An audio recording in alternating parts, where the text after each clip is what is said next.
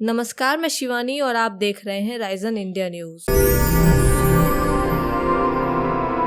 दोस्तों, world bank की super important report जिसका इंतजार सबको महीनों से था, वो आखिरकार आ चुकी है। और अगर आप भारतीय हैं तो आपको ये रिपोर्ट जरूर देखना चाहिए, क्योंकि भारत को लेकर इस रिपोर्ट में स्पेशल मेंशन किया गया है। और भारत की जो अर्थव्यवस्था है उसको लेकर आंकड़े दिए गए थे, उन्हें भी अब बदल दिया गया है, जिसको आपको जरूर देखना चाहिए। तो चलिए बिना टाइम वेस्ट किए वीडियो को शुरू करते हैं। दरअसल वर्ल्ड बैंक की मोस्ट अवेटेड रिपोर्ट आ चुकी है, जिसमें वर्ल्ड बैंक ने दुनिया भर की अर्थव्यवस्थाओं के बारे में बताया है कि भविष्य में उनका क्या होगा। और इसमें सबसे इम्पोर्टेंट था भारत के बारे में। वर्ल्ड बैंक ने पिछले क्वार्टर में जो रिपोर्ट आई थी उसमें बताया था कि वित्त वर्ष 2023 जिसकी शुरुआत 1 अप्रैल से शुरू हुई है और जो खत्म होगा 23 मार्च 2023 को, इस पूरे एक साल में हमारी अर्थव्यवस्था लगातार 8.7% की रफ्तार से बढ़ेगी। लेकिन आप जानते हैं कि पिछले 3 महीने में क्या क्या हुआ है। रूस यूक्रेन युद्ध छिड़ा हुआ है, जिस वजह से तेल की कीमतें बढ़ी हैं, खाने पीने की चीजों की कीमतें बढ़ रही हैं और इसी वजह से दुनिया भर की अर्थव्यवस्था पर फर्क पड़ना भी तय था। और यही अब हमें वर्ल्ड बैंक के रिपोर्ट में दिखा रहा है। दरअसल आज जो रिपोर्ट आई है उसमें दुनिया भर की तमाम अर्थव्यवस्थाओं में गिरावट बताई गई है, लेकिन सबसे कम नुकसान भारत को है। वर्ल्ड बैंक ने कहा है कि हमने जो पहले आंकड़ा दिया था 8.7% का, अब वो घटकर 8% रह जाएगा, यानी कि भारत को 0.7% का नुकसान हुआ है। हालांकि ये नुकसान ठीक ठाक है, लेकिन फिर भी 8% की जीडीपी ग्रोथ बहुत बड़ी है। दुनिया भर में जितनी भी बड़ी अर्थव्यवस्था है उनमें सबसे तेज भारत ही है। हालांकि ये भी बताया वर्ल्ड बैंक ने कि अगर युद्ध जल्दी खत्म हो जाता है तो फिर भारत दोबारा फिर से इसे रिकवर कर लेगा और हो सकता है 8% की ग्रोथ 9% पर आसानी से चली जाए। हालांकि अब आपका सवाल होगा, क्या भारत की जीडीपी ग्रोथ इससे भी कम हो सकती है? तो संभावना बहुत कम है, क्योंकि भारत के पास एक विशालकाय विदेशी मुद्रा भंडार मौजूद है। हमारे पास $6.5 अरब